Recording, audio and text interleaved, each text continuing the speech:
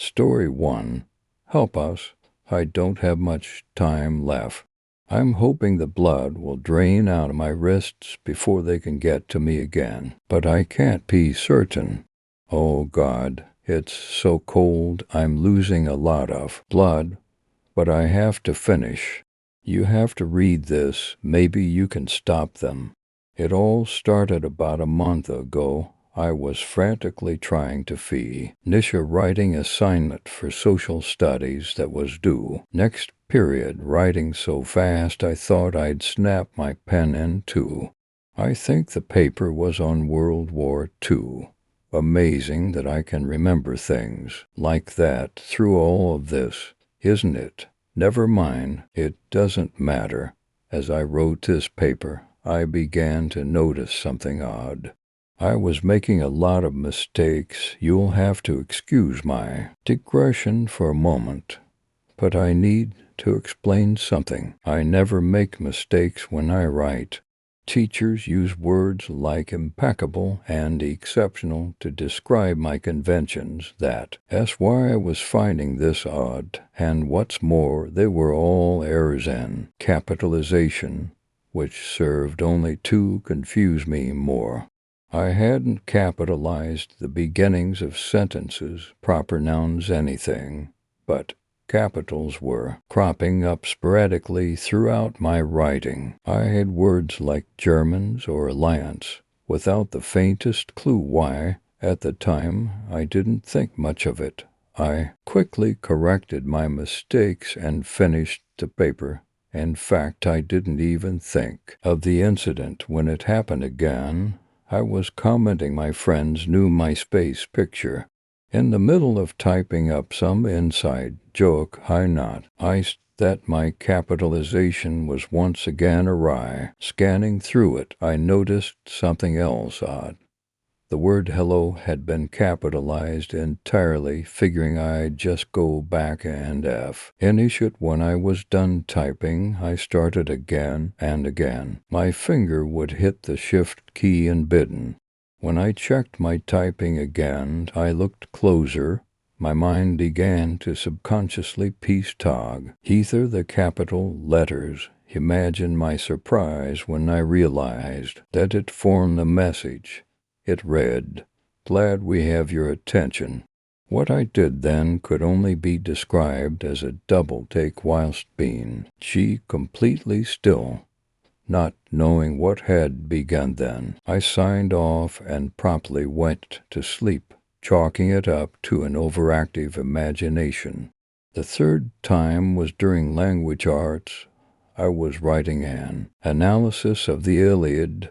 When it happened, a message spelled itself out once again. "You will help US." Now I was nervous. My hand shook slightly as I tried to erase the mistakes. As soon as my eraser touched the page, indescribable pain lanced through my hand. It was as if someone was excising all the nerves in my fingers and impaling my hand on a railroad spike. It was over. Before I had time to scream, my hand shaking even more, I continued writing. "Do not disobey," my mistakes spelled out. I think that's when I sealed my fate. I wrote faster, whatever happened. No matter what I had to do, I never wanted to feel that pain again. It must sound cowardly to you, but I assure you that you would have done the same in my place. That's why you have to stop them. At home, I continued the paper. They spoke to me again. "Get a ceramic bowl." Confused, I hastily got up and retrieved one. I continued writing. They continued their instructions. Place a book in the bowl, trying to move quickly in order to avoid the pain. I tossed the Iliad in. Burn it. I looked around my house quickly. Hurriedly, I grabbed a match and lit the book aflame. The next directive was more ambiguous. Feed it. I didn't know what they meant.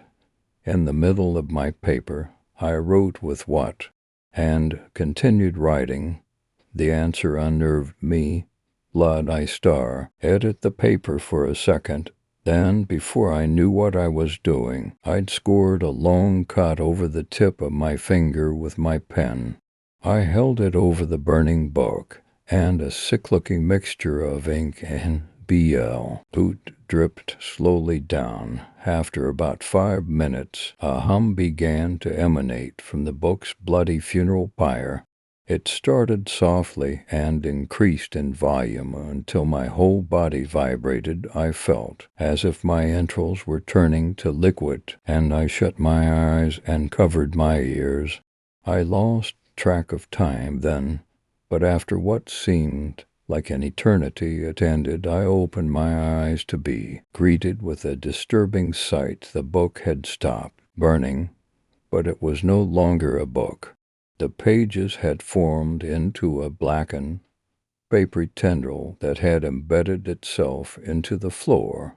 That wasn't all that had changed, though the tree outside the window of my bedroom had lost its leaves. The wood floor around the bowl was rotten. And finally, I realized to my horror that my skin had wrinkles. The next month continued in their demands. Every week they instructed me to burn a book in the bowl and at an offering. Once it was a fingernail, then a tooth. They wanted a piece of steel. And every time I completed an iteration of the ritual, another tendril was growing from the bowl and into the ground. The tree by my house died. My floor grew soggy and completely rotten, and I'm covered in liver spots, and my hair has turned gray. I've grown old. I sit in my room all day, writing randomly, no longer forming words, just following their demands. But even through my servitude, some part of me rebelled. Whatever I'm creating in that bowl, whatever they're forcing me to engender, it's going to unmake reality. Its very presence is killing me, killing everything. Living around it, I have to stop it. It might already be too late. I'm losing a lot of blood, and I'm getting dizzy. Hopefully I'll be dead before they get to me again. Oh God, they re-enum my writing again. Oh my God, it's cold. I can feel my life unraveling. Consider this a warning. My death will only slow them down. They want to undo creation. Don't ever read their messages. If you do, then you'll be forced to finish what I started. And no matter what, there is no escape. The third time was during language arts. I was writing an analysis of the Iliad. When it happened, a message spelled itself out once. Again, you will help us. Now I was nervous. My hand shook slightly as I tried to erase the mistakes. As soon as my eraser touched the page, indescribable pain lanced through my hand. It was as if someone was excising all the nerves in my fingers and impaling my hand on a railroad spike. It was over before I had time to scream, my hand shaking even more. I continued writing. Do not disobey. My mistakes spelled out. I think that's when I sealed my fate. I wrote faster, whatever happened. No matter what hour that I had to do, I never wanted to feel that pain again. It must sound cowardly to you, but I assure you that you would have done the same in my place. That's why you have to stop them. At home, I continued the paper. They spoke to me again. Get a ceramic bowl. Confused, I hastily got up and retrieved one. I continued writing. They continued their instructions. Place a book in the bowl, trying to move quickly in order to avoid the pain. I tossed the Iliad in. Burn it. I looked around my house quickly. Hurriedly, I grabbed a match and lit the book aflame. He next directive was more ambiguous. Feed it. I didn't know what they meant. In the middle of my paper, I wrote with what, and continued writing. The answer unnerved me. Blood, I star. Edit the paper for a second. Then, before I knew what I was doing, I'd scored a long cut over the tip of my finger with my pen. I held it over the burning book, and a sick-looking mixture of ink and boot dripped slowly down. After about 5 minutes, a hum began to emanate from the book's bloody funeral pyre. It started softly and increased in volume until my whole body vibrated. I felt as if my entrails were turning to liquid, and I shut my eyes and covered my ears. I lost track of time then, but after what seemed like an eternity it ended. I opened my eyes to be greeted with a disturbing sight. The book had stopped burning, but it was no longer a book. The pages had formed into a blackened, papery tendril that had embedded itself into the floor. That wasn't all that had changed, though the tree outside the window of my bedroom had lost its leaves. The wood floor around the bowl was rotten. And finally, I realized to my horror that my skin had wrinkles. The next month continued in their demands. Every week they instructed me to burn a book in the bowl and add an offering. Once it was a fingernail, then a tooth. They wanted a piece of steel. And every time I completed an iteration of the ritual, another tendril was growing from the bowl and into the ground. The tree by my house died. My floor grew soggy and completely rotten, and I'm covered in liver spots, and my hair has turned gray. I've grown old. I sit in my room all day, writing randomly, no longer forming words, just following their demands. But even through my servitude, some part of me rebelled. Whatever I'm creating in that bowl, whatever they're forcing me to engender, it's going to unmake reality. Its very presence is killing me, killing everything. Living around it, I have to stop it.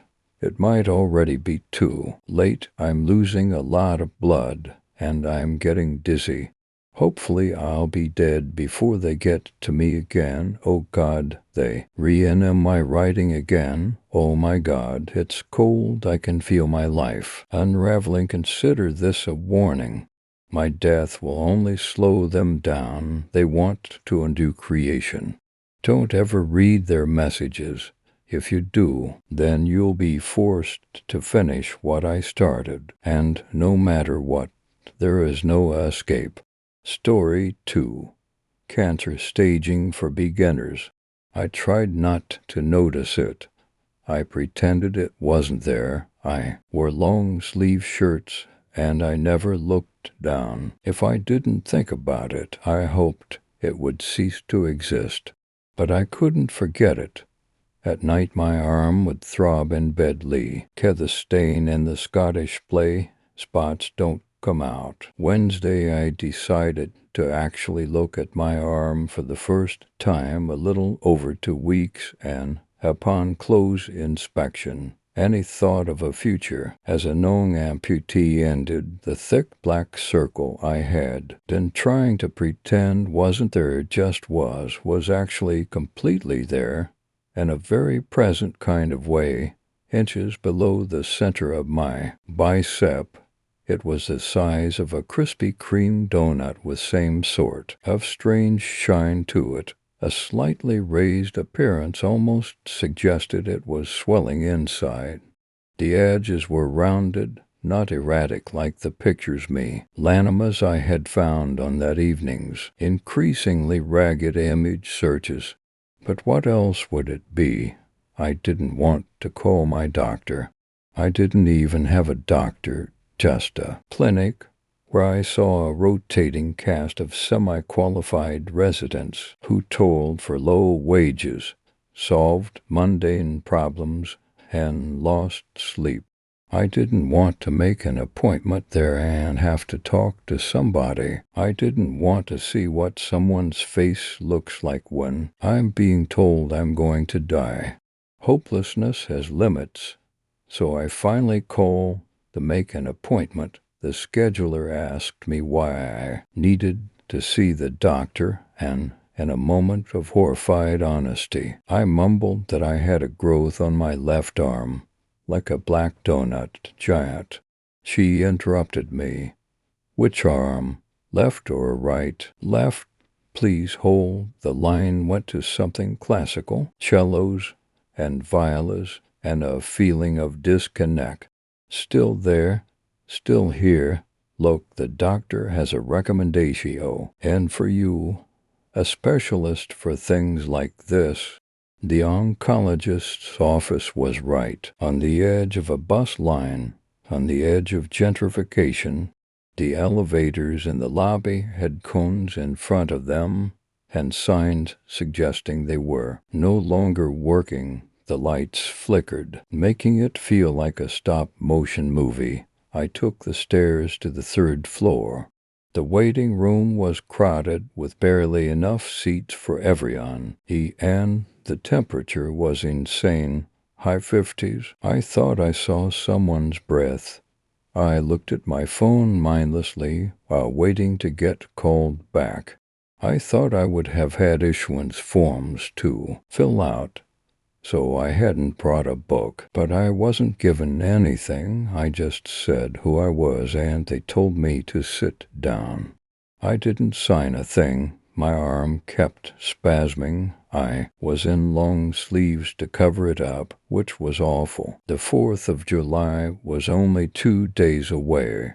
Everyone else, I realized, was wearing long sleeves too. I told myself they had simply dressed appropriately. The place was Arctic, after all. They all knew that, except the girl behind me at the desk. She said it was her first visit.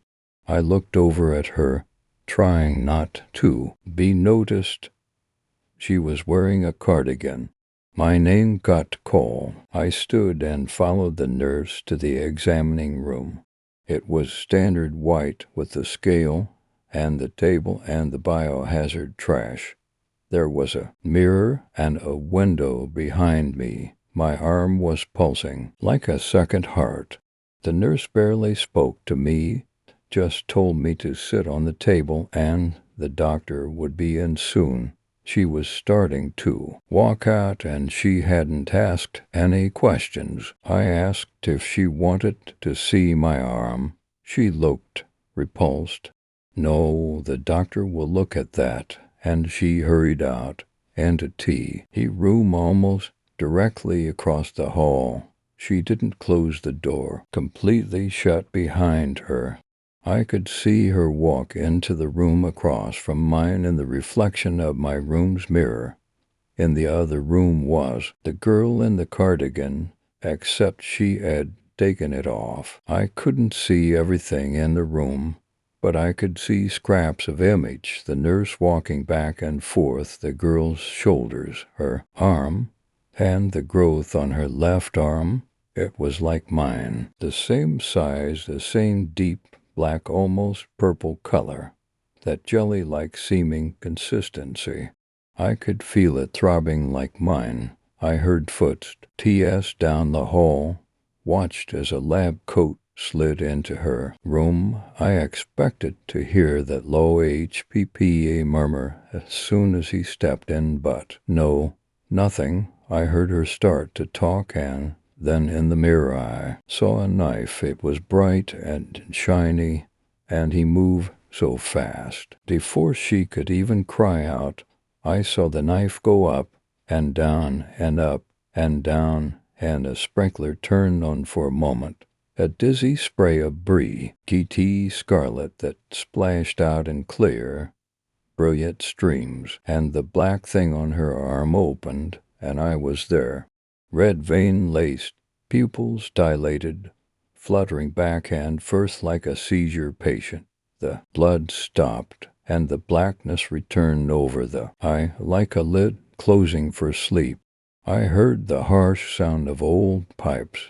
As a faucet was turned on, I rushed to the door and pulled it close. Said I couldn't bear to look my arm. It felt like it was trying to run away underneath my sleeve.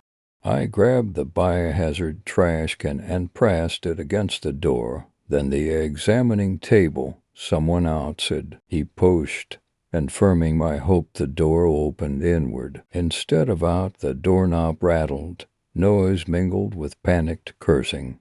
It was the third floor, but looking out I could see a dumpster nearly directly under me. I tried the window. The door started slowly opening behind me. The window raised, and I was gone.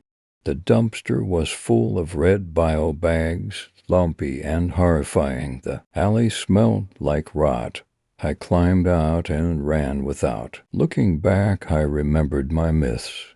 I caught a bus 3 blocks away and rode it blankly for almost an hour. I got off in a neighborhood I didn't know and almost immediately pulled up my sleeve. The growth twitched and flexed. Bright white glimmered, and then a strange pink forked thing appeared, moving up and down, and I realized I didn't have an eye. I had a mouth, and it was hungry. Story 3, The Shadow. Boxes everywhere, stacked on top of each other, scattered messily around the warehouse, and some were torn open as if a child had been rummaging through them. The boxes held nothing of interest, at least not to the particular child who had been searching through them for upwards of 2 days now, all nath, and had found were old phone books, collections of outdated currency, and other various knickknacks hidden amongst the cardboard boxes. To pass the time, he sorted the books into 2 pyramid piles. The collection of coins were thrown off to the side, and the other knickknacks were compiled into a collage of organized chaos. Useless junk is what it was. I wish I had Mommy and Dad. A not a familiar sensation stabbed at him just then. He clutched at his stomach in pain, doubling over against flimsy sheet metal. Feet planted firmly in place, a groan echoed off the walls. Not again, he thought. He exhaled in an attempt at subduing the knot in his stomach that just kept getting tighter and tighter. He kept up the breathing techniques for a couple minutes. Breathe in through the nose, out through the mouth, and out. Eventually, the pain dwindled away. He let his muscles relax, slumping against the wall, with nothing more than a dull feeling of relief washing over him. I wish I was home, and that's when the flashbacks struck. A pitch-black night, snow swirling in the air, a familiar porch light shining in the distance. The sound of footsteps crunching behind him here, tea pulsing in his ears, pace picking up to a jog, louder, faster footsteps. A hand yanking him back, another covering his mouth, and then complete darkness. Nate's muscles were coiled, eyes shut tight, and lips were set hard in a pain sneer. He gnashed his teeth together, breath constricting, as he was forced to his hands and knees. Even in the situation that he's in, he couldn't muster up the least bit of hatred for the unknown man who had stolen him not but 100 feet from his own home. No, the only person he could ever have the courage to blame was himself. A harsh wind blew through the warehouse, wailing and toppling boxes. He stared down at ground in fear when the same heavy footfalls approached. You wish you were home. You wish you had your parents? A deep, callous voice asked, and the kid's head was yanked up. Almost mechanically, he yelped in pain at the sudden movement. His mind repeated a mantra of all your faults as he looked up. Tears we let in his eyes upon first sight of the man. The skin had a texture that he couldn't quite identify, and the rest of his body seemed to be one huge dark blur. Even when not in motion, he couldn't make out any defining characteristics other than the bridge of a nose leading up to the vague black outline of eyes. All Nate knew was that whatever was standing in front of him was not human. The thing closer, hand reaching out to the kid. His fingers traced up Nathan's face and through his hair. The touch was strangely calming. His eyelids began to feel heavy and fatigue hit high, in waves. All he could see before slipping off into unconsciousness was the other hand being lifted to his eyes. His head fell. It startled him awake, head snapping upright. He was forced to his yet he felt a bloated warmth spreading throughout his body as the shadow latched onto the back of him, hand still covering his eyes. He stumbled in place. Eyes darted frantically around the warehouse, head fuzzy with static. A black film seemed to be covering his vision. He let out a shaky breath when the voice came back, rumbling in his ears. "Your parents are here." His body was turned towards the piles of old phone books. There his parents hung, mangled and blooded, a rope tied around each of their broken necks. Their toes barely skimmed the stacks of books. A blood-curdling scream reached out of him, and new terrors stung at his eyes. It felt as if a rug was pulled out from under his feet. His entire world gone. A loud sob racked his body. The shadows seemingly embraced the SM. "Oh boy, they got in the way. It was for the best," he whispered soothingly into his ear. Sobs continued to erupt from the young boy. The shadow, a bit irritated, diverted the kid's attention to the opposite side of the room, where the coins were scattered carelessly around cardboard boxes. Blood seeped in through cracks in the floorboards. He noticed red pooled around the coins, covering them, and spreading out to the surrounding cardboard. The mere sight of it caused bile to rise in Nate's throat. "There have been others before you," they rebelled, it said, and Nate tried backing away. After 2 retreating steps back, he was shoved forward, and something sharp ripped down his skin. "Stop." His eyes grew wide in fear. Breath itched at the anger radiating off of the shadow.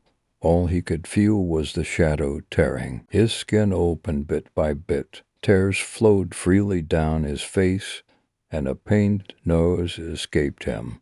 "Don't rebel. You'll end up just like them." It snarled in his ear, tearing further down his back. It forced Nate's body to turn to the pile of knickknacks. "These things you found were something important, each and every one of Thomas. Kids," the shadow explained. "You either take or give one. Your choice." Nate trembled. He was pushed forward again. His hand shot down to his pocket when he felt something weighing it down. He pulled the object out and, through the black film, noted it as his father's lucky golden watch. He hesitantly dropped it into the pile, giving away the one tie he still had to the real world. The one thing keeping it from overshadowing him, gone. And then, in a flashing moment, Nathan and the shadow merged.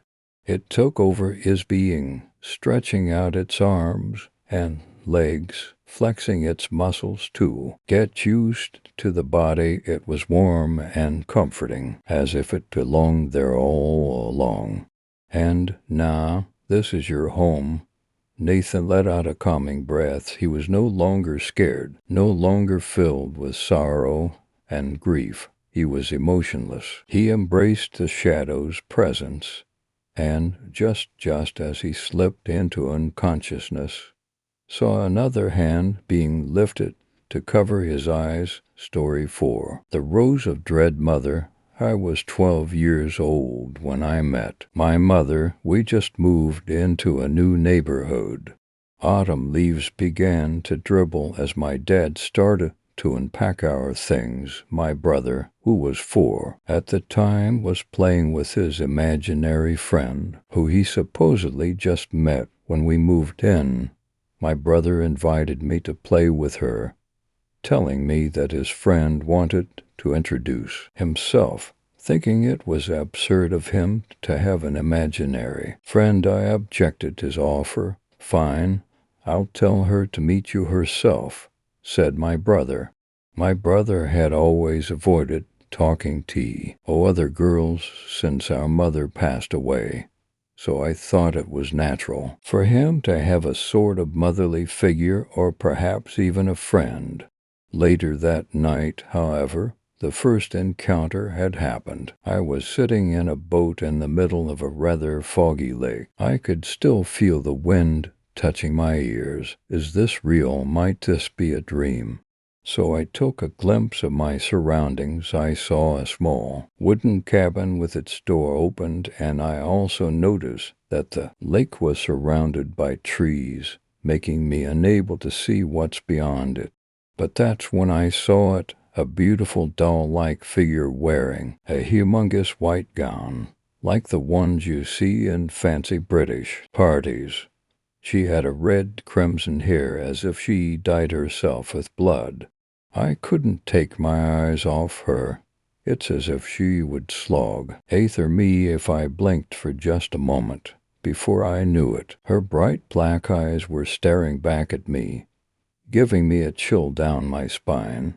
She opened up a humongous, horrifying smile, impossible for a normal person. Her mouth was pitch black that I couldn't even see her teeth. Her glare was so full of bloodlust. I could feel it just by looking at her. She chuckled, laughed for a bit, and let out a dark, psychotic laugh. She let her gown open and revealed my brother's mutilated head, as well as many others, just swinging as if it was attached to a string. Now it's your turn, Danny.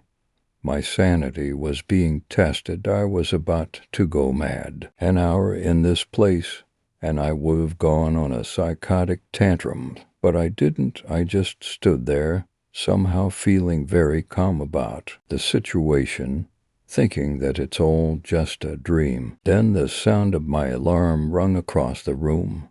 I was sweating all over my body, catching only glimpses of what had happened last night.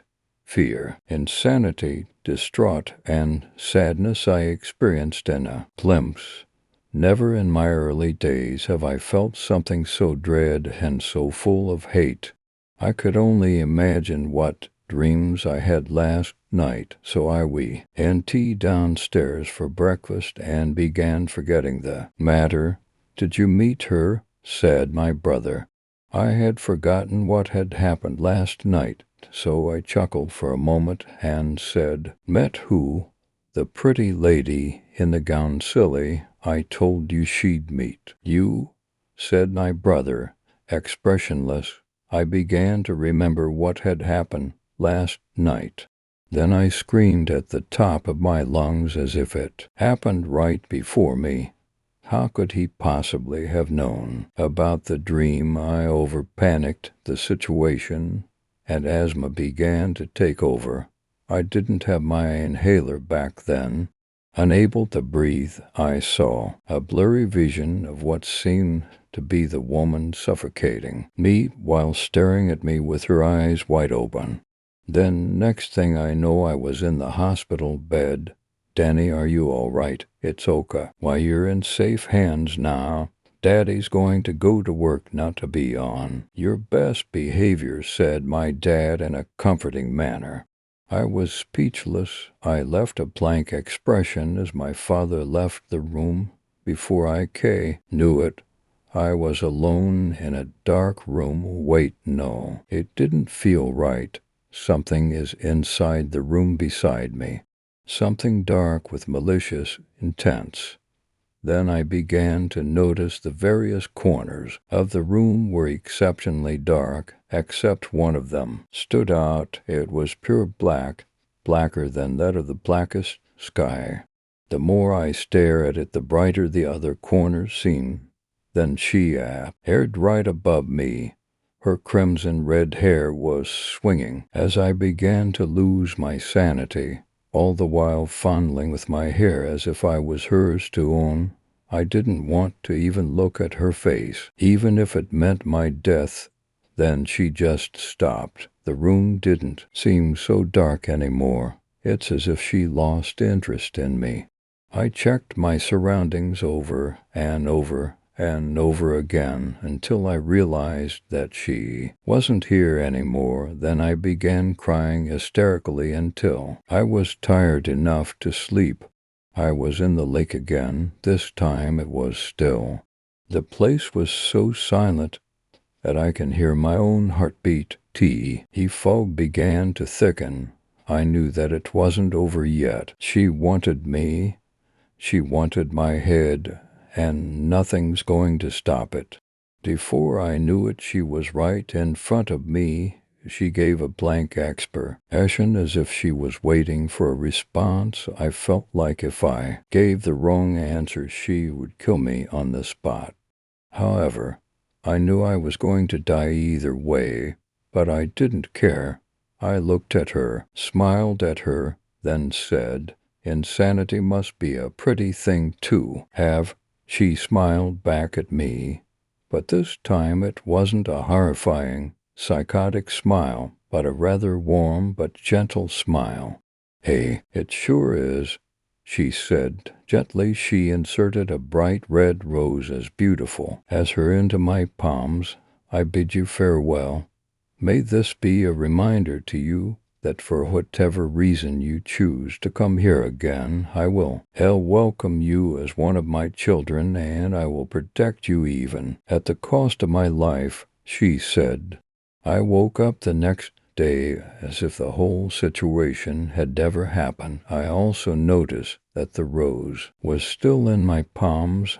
I looked at the window and smiled at the view. Insanity is a precious thing, right, Mother? Story 5. The House on First Street. Most people don't believe me when I tell them this, but I grew up in haunted house. Well, at least for the first few years of my life, I believed this to be true. My mom and I stayed for about a year in the house until things got too strange to handle. My mom was a single parent who was busy working to provide for her son. We couldn't afford a large house or one in the best neighborhood, so, like most single parents, she took the best that was available. It happened to be an early century raw house that sat on a tiny hill in Santa Ana, Street number 9899 on First Street.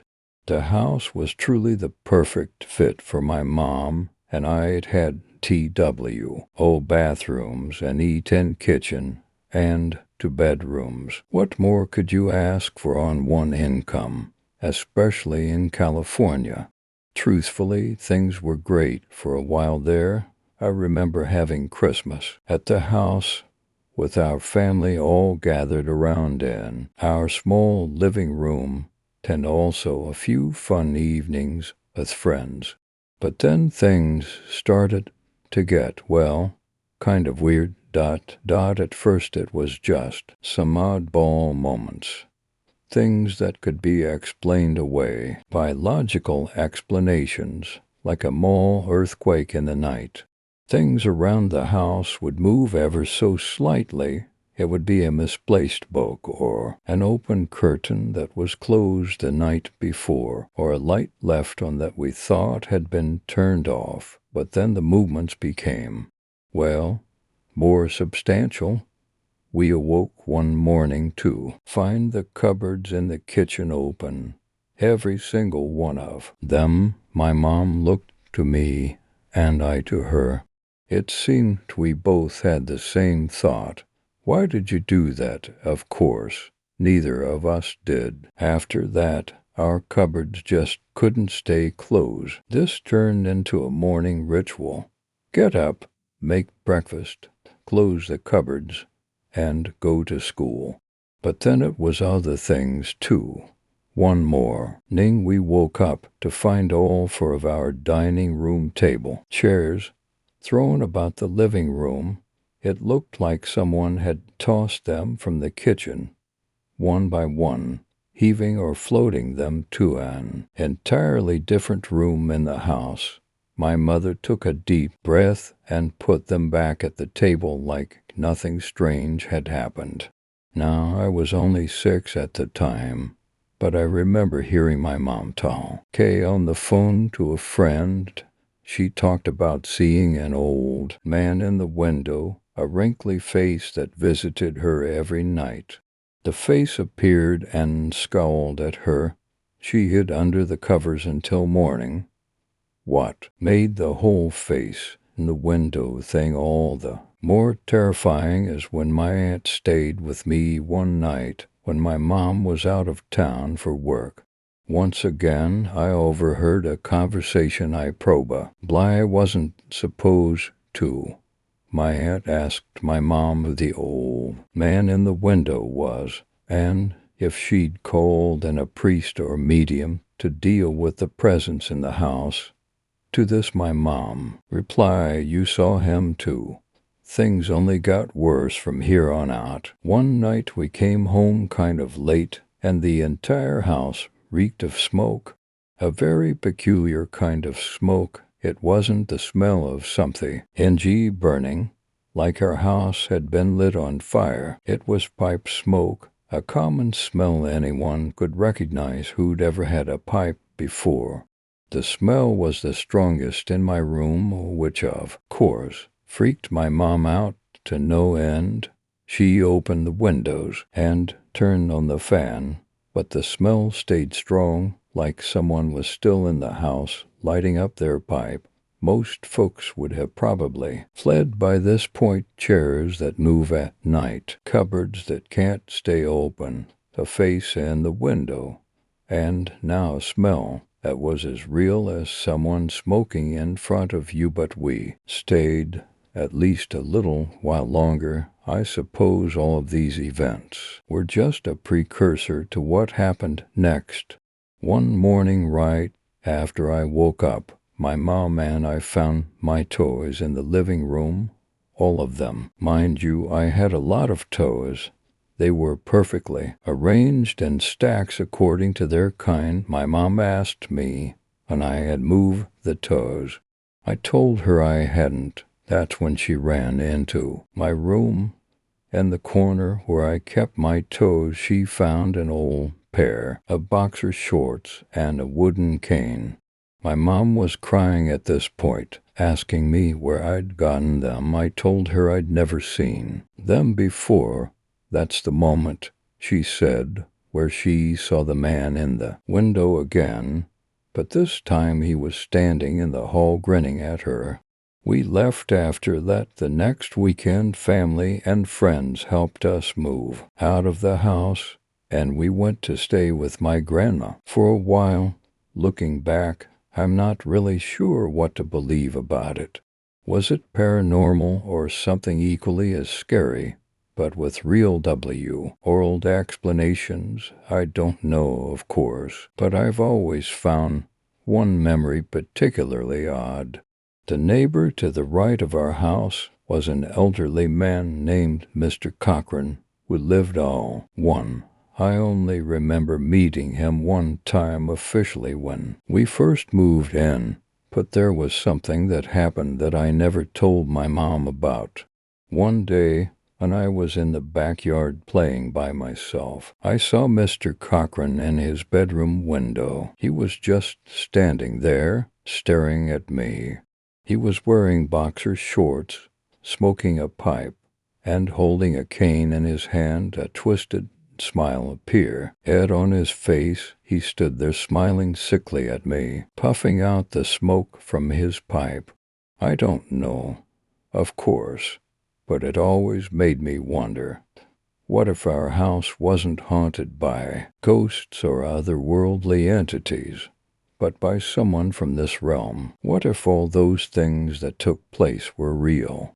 To this day, whenever I think about that house on First Street, I get the chills. I just can't shake the feeling that maybe Mr. Cochran was in our house, watching us sleep, waiting for the opportunity to unleash his next haunting.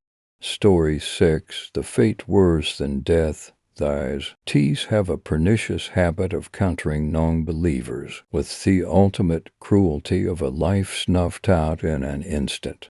How can there be nothing beyond when we are surrounded by beauty and complexity in this world? This world has afforded us a myriad of outlets and the tools to understand it or even master it while we are still living.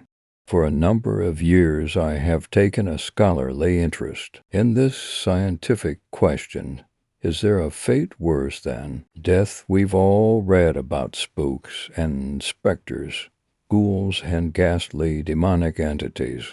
They seem a million miles away as we stare into the ease of our computers, relatively safe in our homes. Contrary to popular belief, death is no more absolute medically than in centuries past. We continue to bury, burn, and chill people very much alive. Of course, that'll rarely make the papers. It's old news. The two supposedly modern standards of death continue to be debated by the medical community to this day.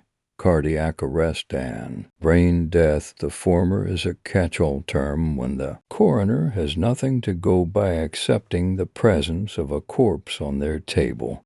The machines measuring heart rate are eerily outdated. They can miss comatose conditions, for example. Brain death is never tested for. Why waste the money on a steady stream of EEG? Which of these matter to doctors the cheapest? Naturally, to the body on the bed. There's another story. It'll be you. Eventually, in my years of research, I have found many a strange fact about the brain. For brevity, I shall try to make THIS scenario simple. Neuroscientists choose their wording carefully when we speak of oxygenic deprivation in terms of brain damage. We mean damage, as in not death. We elect to ignore the qualia or experiential element of clinical cases because we are rarely capable of the detachment necessary to cover them objectively. Death, as we are taught it, is the swift cessation of life in the brain. Nothing could be farther from the truth. The modular organization of the brain could be compared to a whack-a-mole. Shutting off a few cells will be painful, but the whole will remain. Have you ever spoken to a stroke victim about their experiences? Have you seen the fear shine in their eyes? I have. They know what I know. They know we are fallible. We are vulnerable at every moment. Our world can cave in, twist, distort, and become as alien as a distant planet. Look up the cases if you don't believe me. We are rather powerless. Human neuropsychology has. He studies. They're online nowadays. This knowledge I share because you deserve to know. It can become your carpe diem. A reaper psychopomp bearing your soul away to places unknown with the speed of a scythe would be a blessing. These were our ancestors' fairy tales for a reason, in times of plague and pestilence no less. Tolkien was correct to dub it the gift of man, if it be true. What if there was a fate worse than a snuff? What if there was nothing you could do to prevent it? What if you were born this way, bound into a fleshy tomb? The fate worse than textbook clinical death is open to interpretation. Ponder it as you wish. I know what I think. Let's take the cited preference of dying in one's sleep. Elderly, your heart rate slows. Trust the local doctor called out to verify the death. He checks at the wrist. Your pulse is too slow for the machines to detect anyway. You might be aware of him in real time. He might blur to why. As your memory slows, he might appear as a looming shade. If you're unlucky, he pronounces your death. Your body is paralyzed from sleep. You slip from dream to nightmare. This cannot be real. You feel rough as the ambulance drives you to the mortuary. You are laid on a slab and feel the cold. When you get goosebumps, the assistant tells your family it's a nervous response. You can feel no pain. You beg they don't do an autopsy. Let's say they do not. You beg they don't embalm you. The mortician insists because it pays them more. You hear with pinprick precision as they explain to your loved ones what it involves. Antifreeze running through your veins. They might put you in the freezer. It won't make much of a difference. Your thoughts would become agonisy. Slow, would that be better? Let's say they do not. You are left lined up with others of your rank. You wish to speak to them to know if they are going through this with you and what might lie ahead. You vaguely recall stories of people buried alive. What does that mean anyway? Your nose is burned by the chemicals in your surroundings. They might be preparing your neighbor. Some of the workers talk to you. They are jovial and kind. Are they in on this? Do they know you are left in the dark at night, surrounded by dead people? You wish to black out. If a visitor notic, as your pupils constrict through the clouding, it's just a reflex. They'll shrug. Bodies do it all the time. Your stomach begins to ache. You realize it must be the acid burning through the mucus lining, the muscle walls, the abdominal cavity. Wait long enough and your skin will liquefy. They'd keep you out of sight then. Alone, you consider your life. Your regrets flash beyond your eyelids. If you wrench them open, they are promptly closed, perhaps taped or hooked. You would weep. If you could, you would wail. If you could make a sound, you work up a groan. It's just air escaping. They tell the intern your lungs are empty. You can do nothing more. One by one your memory fades, who you are and what you once were. You become confused by this situation. Where am I? You panic. What is this place? I'm here. I'm here. I'm always here. Is there an end to this? I cannot tell you. The coffin lid, the pyre, the weight above you crushing your body. When the wood gives in, they seem pretty final. This is the fate worse than death. You live, the flesh dies, almost enough to make you believe the old fairy tales. A reaper doesn't seem so bad now. Hey, please, check on everything I have told you. You will find it to be totally true. Story 7. Mamser. Simsa stumbled through the dark forest, tripping over indiscernible tree roots in the darkness. She sensed that something was wrong with the baby and was afraid, but she had no one to confide in. She had wandered away from the camp when she started feeling the sharp pains in her abdomen. Surely it was not time yet, as far as she could tell. She was only about 6 months along. Petiko, the voivode of their band, had hastily declared her baby to be the bastard of Satan. None of the men in her compania had confessed to fathering it, and she was not willing to admit who the real father was. An outsider that she had met in a town they had camped near during the summer. She had been 15 at the time, and she could not even imagine what led her to be intimate with the stranger. He did not force himself upon her, but she felt strangely enchanted by him, as if he had cast a spell on her. This is, in fact, what she believed. Perhaps he was a witch or demon, and Petiko had been correct. Vadoma the Furidai was the old woman who looked after the welfare of the group's women and children. Simsa had gone to her first, and she was willing to help. But once Petiko proclaimed that Simsa was the devil's consort, Vadoma would have nothing to do with her. Simsa had gone to her earlier that evening when the strange feelings began, but the old woman shunned her. Now Simsa was alone in the cold. It had started to rain also, but she did not care. The pain was so intense now that nothing else in the world seemed to matter. She was certain that she was losing the baby. Perhaps it had died already, and her body was rejecting it as age. He had seen other girls who had miscarried or delivered stillborn babies. One of them had even died. She was sure that she was dying now. She had never felt a pain so severe. She collapsed under a shelf of rock that overhung the trail. She was out of the rain, but soaking wet and chilled to the bone. Her hair hung in strings and dripped water into her eyes, making them sting. She quickly uttered prayers to Saint Sarah and the Virgin Mary, promising to devote her life to them if they would intercede and beg God for mercy on her behalf.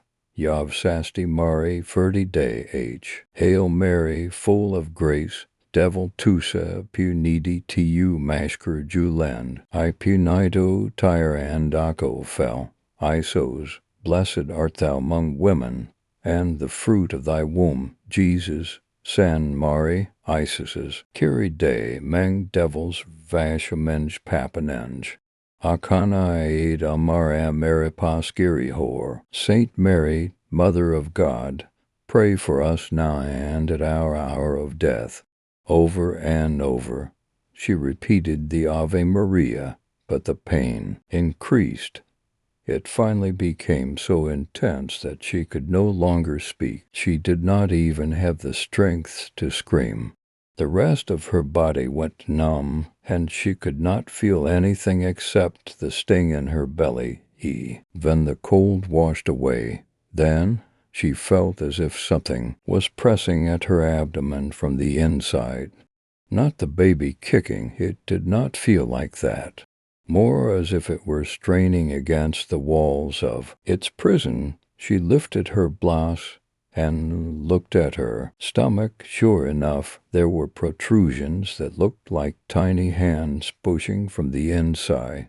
She had never seen or heard of anything like this before. Without warning, she felt a gush of warm liquid between her legs and sluicing down her bottom. Her bag of waters had broken. The baby was coming. Was this what labor felt like? It was tea. Oh, soon panic and despair overtook her as she realized that she was alone in the forest and had no idea what to do. Whether the baby was stillborn or not, she fell back into the mud, no longer concerned about staying clean or dry. She was pushing, but it felt like the baby was trying to resist. It continued to push at her abdomen with its miniature hands, which were now pressing each harder and forming more pronounced shapes on her belly. A new feeling inside surprised her, as if something were tearing, only it felt like it was moving upwards, out of her abdomen and into her chest cavity. She could now feel one of its tiny hands reaching up into her rib cage. It became hard to breathe, and her pulse began to pound. A deafening sound in her ears. Her vision began to fade, everything becoming bright white. Without warning, all her pain subsided. Her feelings of fear and dread died away. She stopped writhing and struggling and lay peacefully on the forest floor, the rain falling more lightly now, tickling her face. Her movements weakened, muscles went slack, and her eyelids opened wider. The last thing she felt was peace. Her mind registered that everything had stopped, even her pulse. Her body was completely at rest. Everything had shut down, save for the creature that still struggled inside her, now desperate to escape. Seconds Ada, she was dead. Sims's body lay still on the forest floor, growing cold, skin drained of color. Something in her belly still struggled, its movements growing frantic. When Sims's heart stopped beating, the creature's supply of oxygen had been cut off. It was now asphyxiating. Like its mother, its movements grew weaker and weaker until they ceased altogether. Sims's blouse, now soaked through with rain and streaked with mud, was still pulled up, exposing her abdomen. A hole opened near her belly button, small at first. Just a pinprick of blood appeared as a needle-like spike lanced through the skin. A second tiny spike poked through inches away from the first. As the holes widened, more tiny claws came through, spreading the widening holes apart like pairs of lips, parting until both holes joined and split into one large mouth. The claws withdrew, and the movement in Sims's belly waned. Then, slowly, a tiny hand thrust its way through the hole, reaching toward the weeping sky. The mamzer was finally free from its prison.